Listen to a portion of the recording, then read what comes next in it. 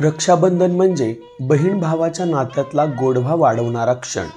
आमच्या मनपा शाळा पिसोळी पुणे या शाळेत आम्ही आज हा सोहळा साजरा केला. यात फक्त राखी बांधणे एवढंच मर्यादित न ठेवता बहीण भावंडांचे मजेशीर किस्से सांगणे, बहीण भावंडांना पत्र लिहिणे, कविता करणे, निबंध लेखन लिहिणे या कृतींची मालिका आम्ही आयोजित केली. यातून या क्षणाला शैक्षणिक स्वरूप देण्याचा प्रयत्न आम्ही केला.